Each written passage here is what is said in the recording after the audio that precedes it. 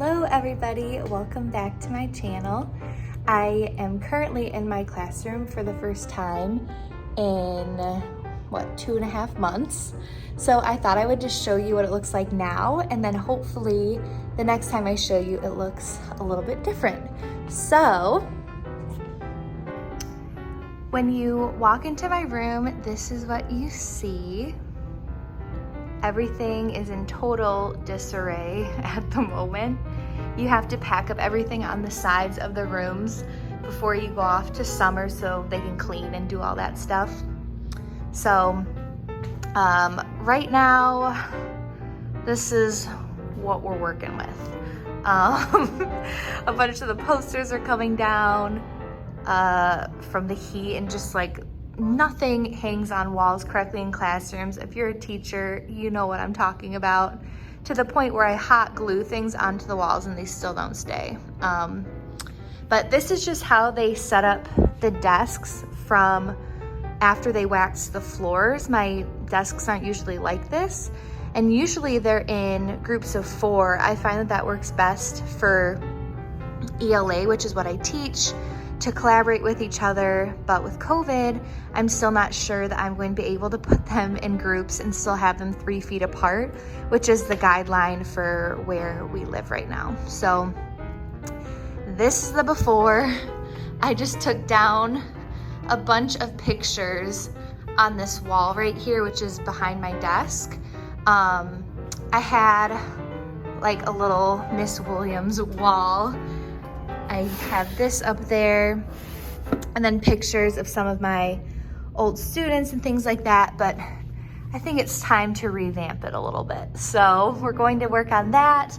And then I just really want to make more use of my wall space and have bulletin boards with the things that we're learning. Because if you look on my walls, I don't have proper bulletin boards, which is kind of strange, but I do have these little like cork strips. So I'm going to attempt, keyword attempt, to make my own bulletin boards, or make it look like a bulletin board is supposed to be there.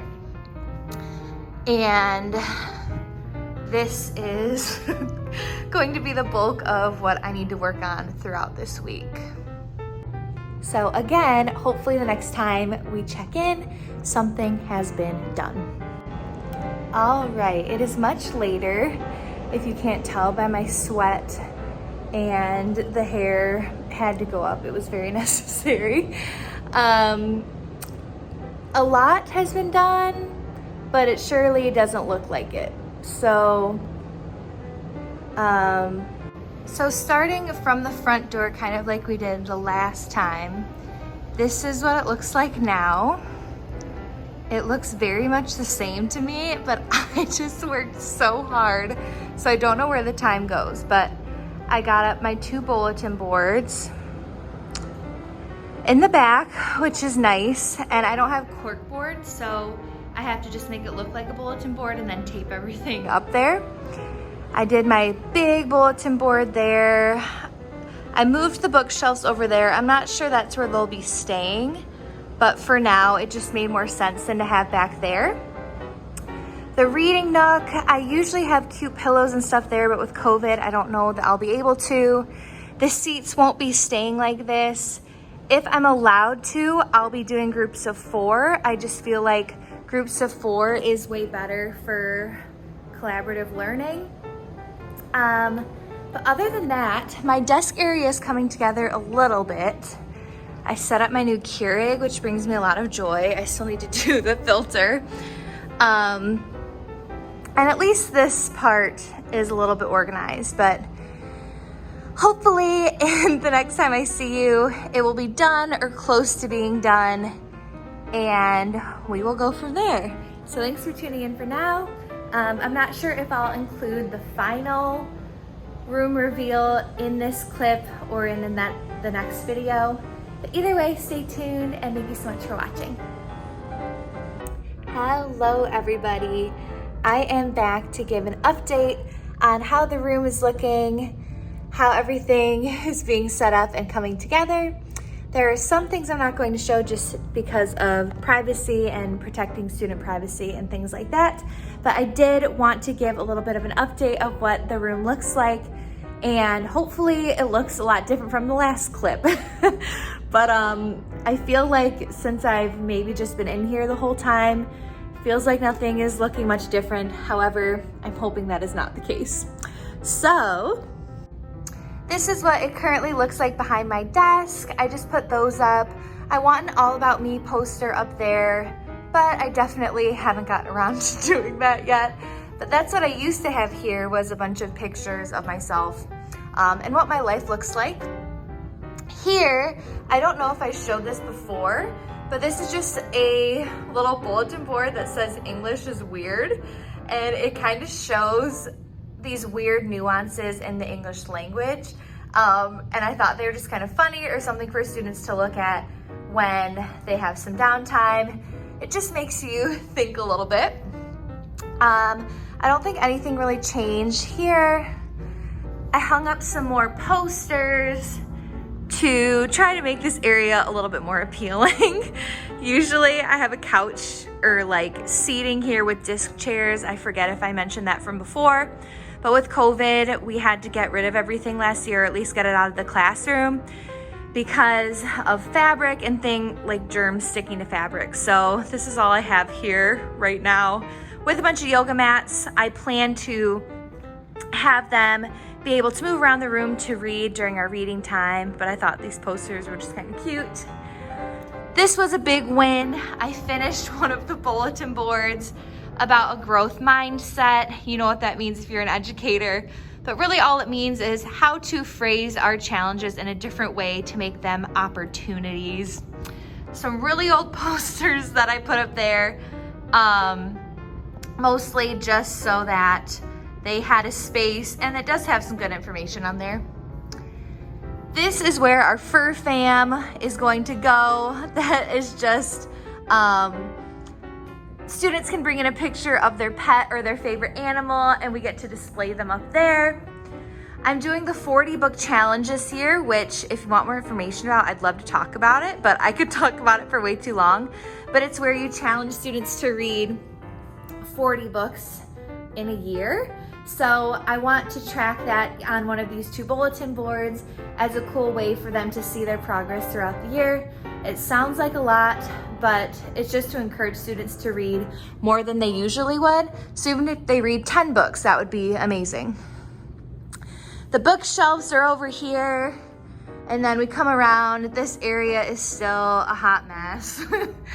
And you know what? It just is what it is. This is my favorite little sign ever. Everything is figure outable.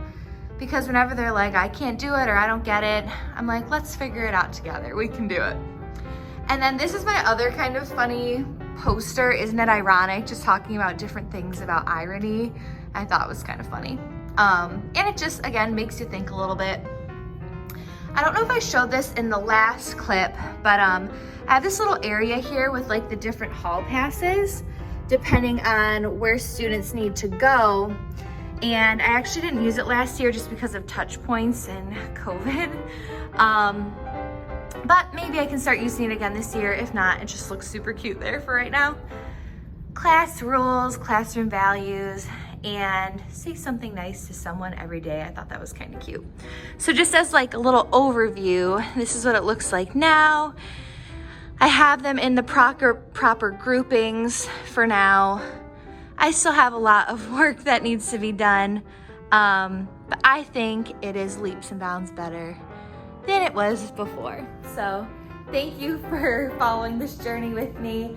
I am Miss Williams, aka Shannon, and I will see you in the next one. Bye. Hello, everybody. I am looking extremely weathered at this point in the day. I actually just finished up our first week back after summer break, and students have been great so far, and I'm kind of happy to be back in my routine a little bit, honestly. I just have some final updates, and then the next vlog will probably be more so some content things. I add to my classroom throughout the whole year. I try not to put too much pressure on having everything done and perfect right away, just because it's so unattainable for me. So this was a new addition that I finished. I just wanted students to have a visual of what they do when they are absent, and I have our absent work bin. Depending on the date that they are gone, they just pull that file. So for example, if they were gone on September 5th, we weren't even in school yet, but you know what I mean? They would get the 5 file and take what they missed and then go through these steps here. That's just what has worked best for me in the past. We have started setting up our crates for each hour with our composition notebooks that stay in the classroom, which is exciting. I moved the Fur Fam wall over here, and I did that mostly so that this area here could be for this. So if you are OCD like I am, this probably drives you insane that these are out of order.